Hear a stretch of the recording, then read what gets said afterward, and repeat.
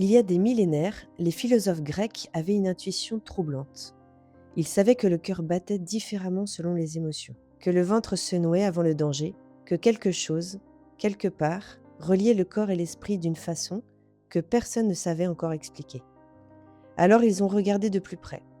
Ils ont trouvé le nerf, long d'environ 1 mètre, qui partait du bas du crâne, descendait dans le cou, longeait le cœur, les poumons et se perdait jusque dans les intestins. Ils l'ont appelé nervus vagus, le nerf errant, parce qu'il se baladait partout comme s'il cherchait quelque chose. 2000 ans plus tard, on a des électrocardiogrammes, des IRM, des méta-analyses sur des centaines de milliers de patients. Et ce qu'on a découvert dépasse largement ce que les Grecs imaginaient. Ce nerf errant régule votre rythme cardiaque, votre digestion, votre réponse au stress, votre capacité à récupérer, à vous connecter à l'autre, à vous sentir en sécurité dans votre propre corps. Et le plus fascinant, c'est que ce nerf vous envoie des signaux précis et lisibles, et ça sans aucun appareil.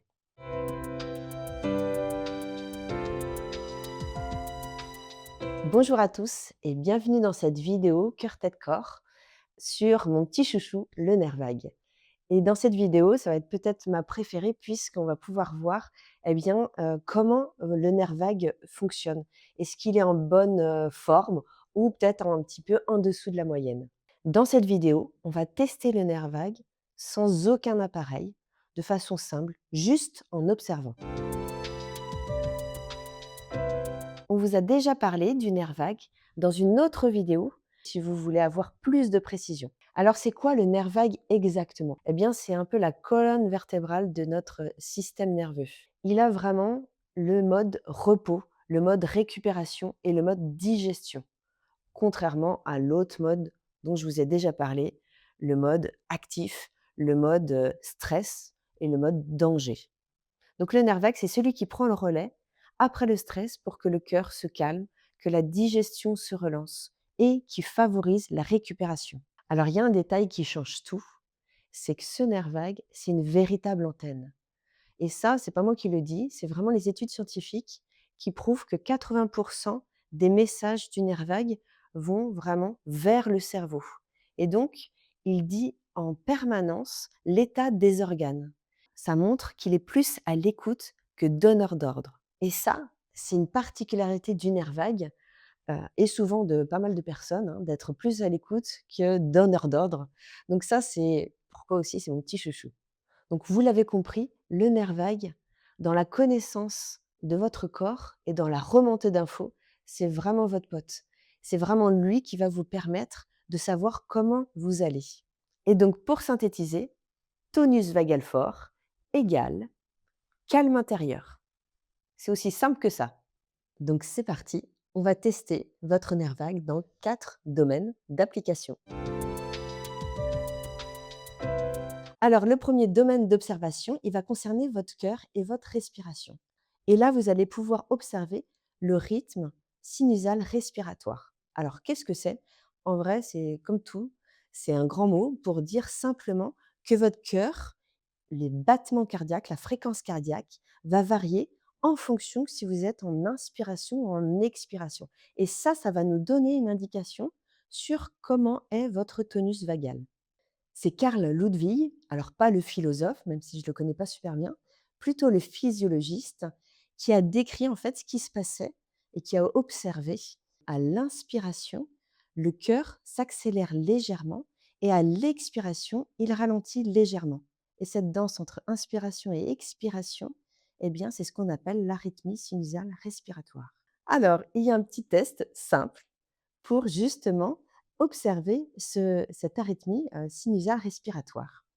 Vous prenez juste vous positionnez vos doigts sur votre poignet et là, sur 6 secondes par exemple, à l'inspiration, vous allez observer combien de battements cardiaques vous faites et à l'expiration, vous allez observer combien de battements cardiaques vous faites. Là, ce qui serait intéressant, c'est de mesurer sur 3 cycles la variabilité entre la fréquence cardiaque lors des inspirations et la fréquence cardiaque lors des expirations. On ne veut pas quelque chose de précis. On veut juste observer, de façon subjective, est-ce que vous observez que votre fréquence cardiaque ralentit légèrement. Donc si vous sentez que votre pouls, ralentit à l'expiration, eh bien c'est super. C'est un signe qui montre que votre tonus vagal est plutôt OK. Et au contraire, si vous ne sentez pas de différence entre l'inspiration et l'expiration dans votre fréquence cardiaque, eh bien, c'est peut-être un signe aussi, tiens, à noter et à mettre de côté pour, voir avec les autres signes si ça confirme ou pas, cette première hypothèse.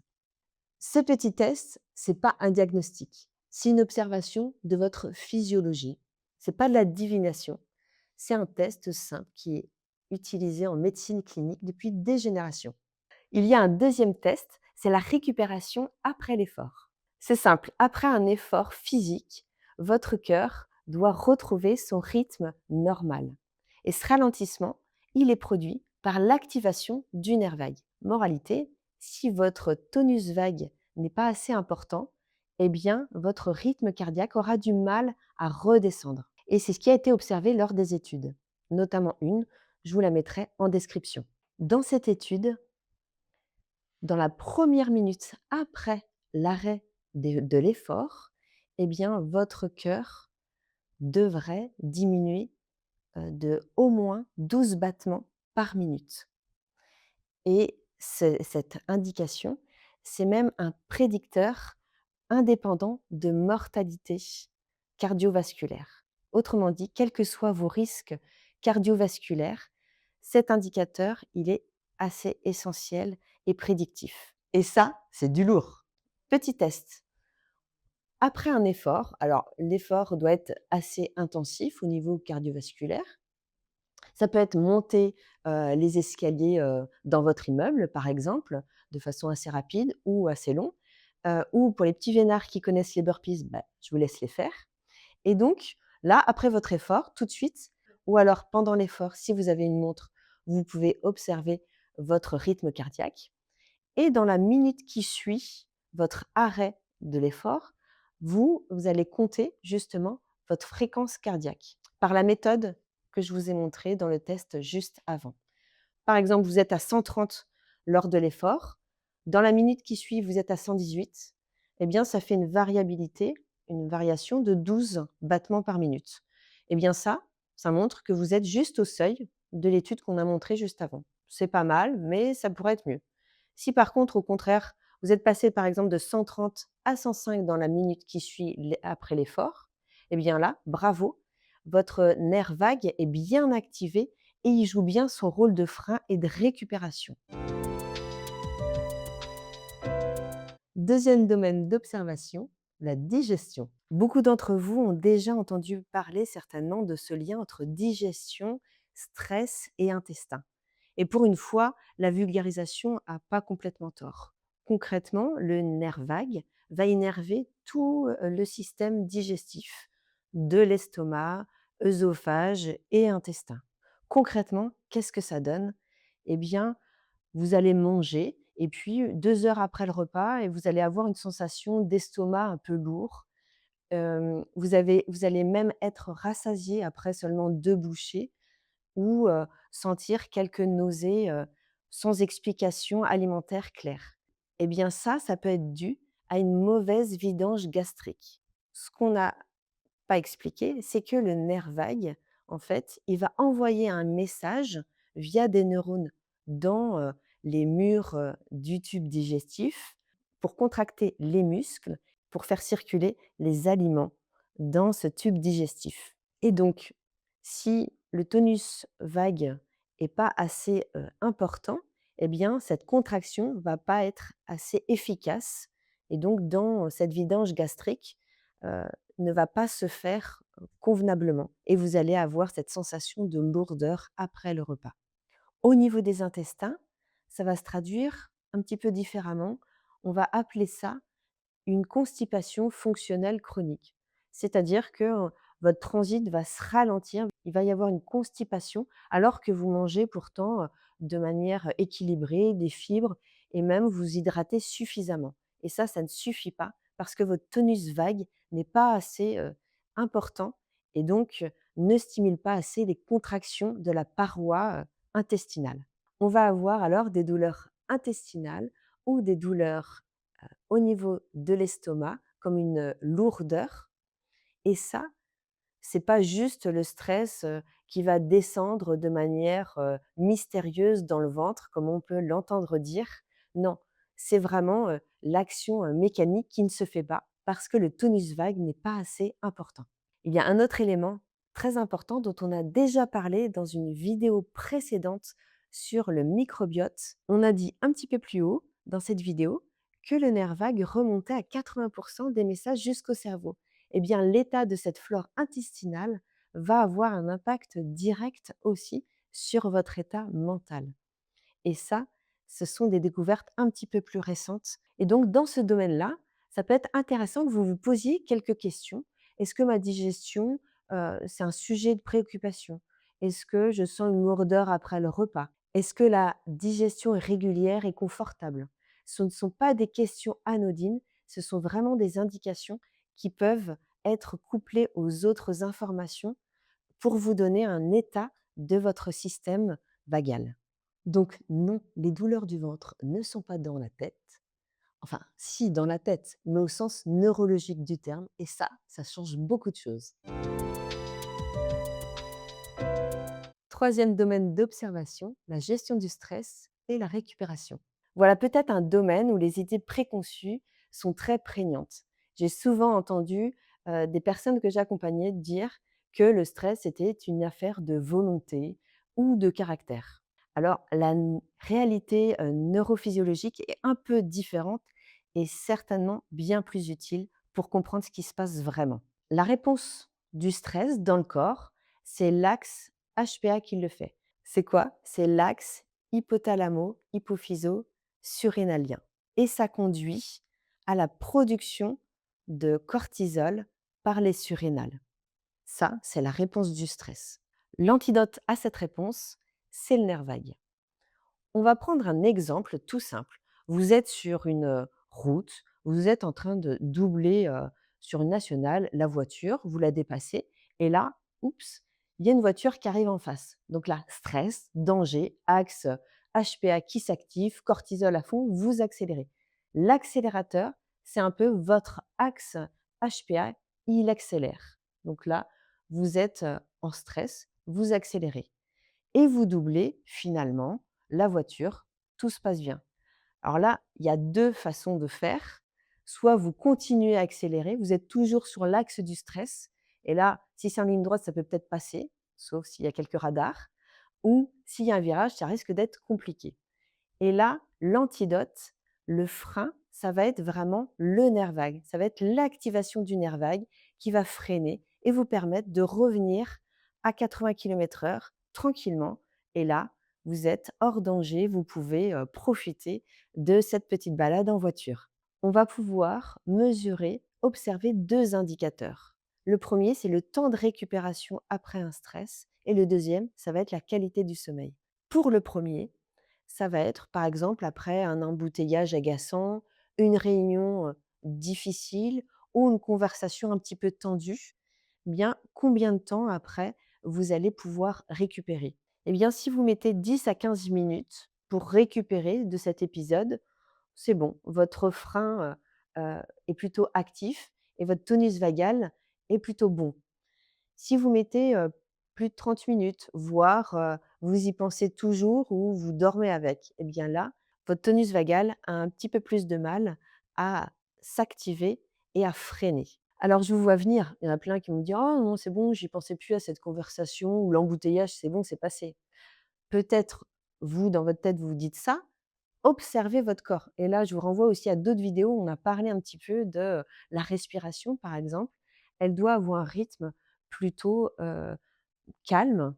On va être de l'ordre de 10-12 respirations par minute, par exemple. On va avoir les épaules plutôt relâchées et on va avoir un rythme cardiaque bas. Par exemple, ce sont des petits indicateurs assez simples à observer. Le deuxième indicateur, c'est la qualité du sommeil et ça, c'est un indicateur assez, précis.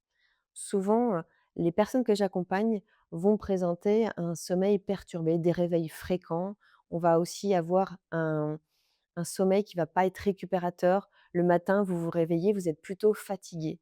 Ça, c'est un indicateur comme quoi votre nerf vague n'a pas été actif la nuit et du coup, votre récupération n'a pas été optimale.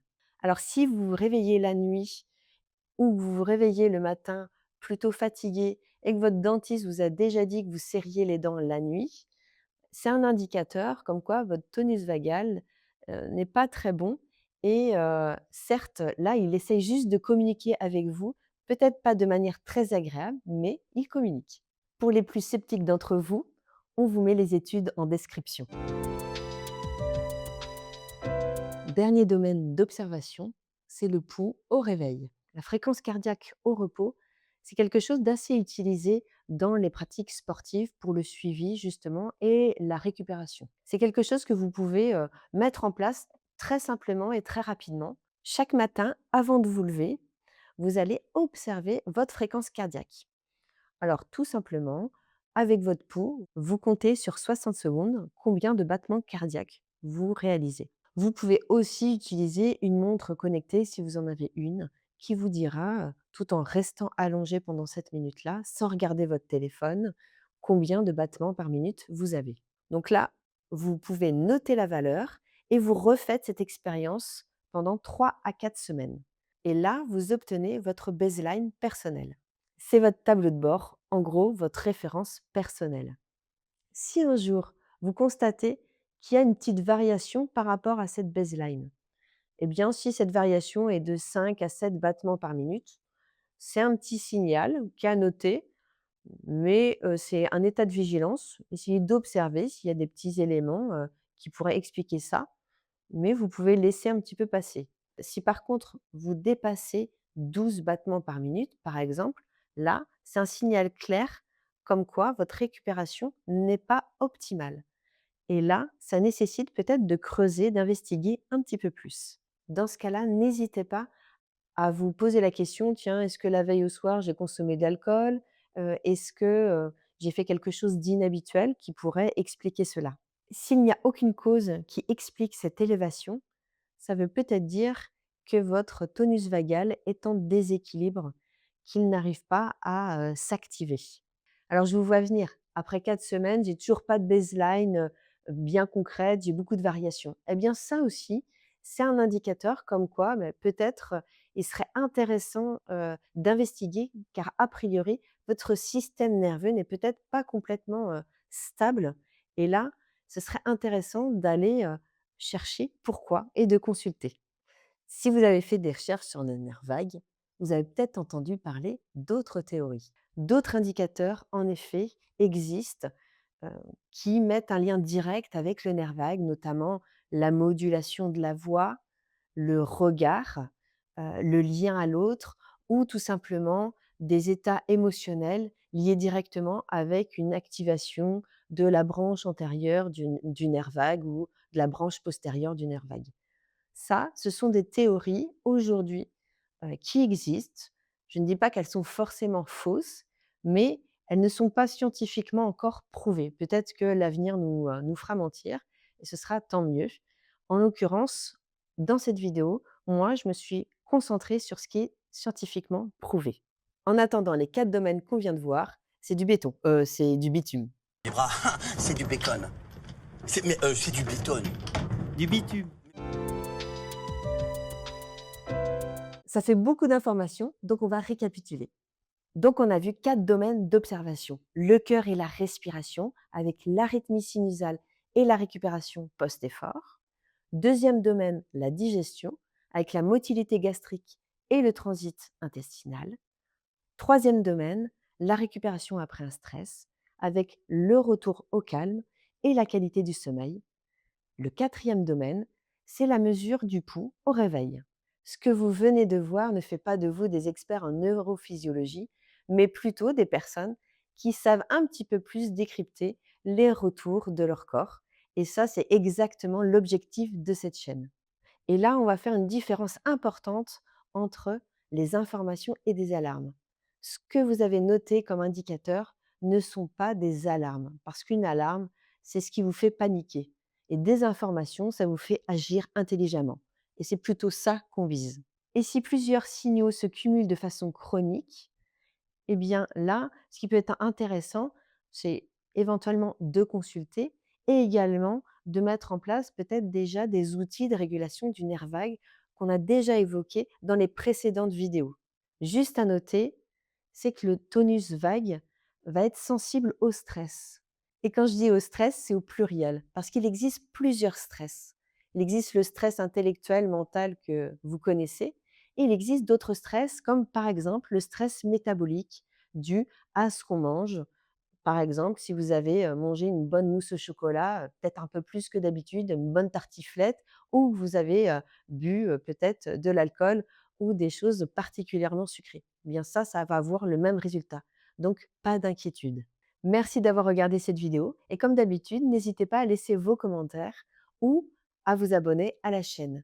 Et d'ici là, prenez soin de vous et particulièrement de ces nerfs errants.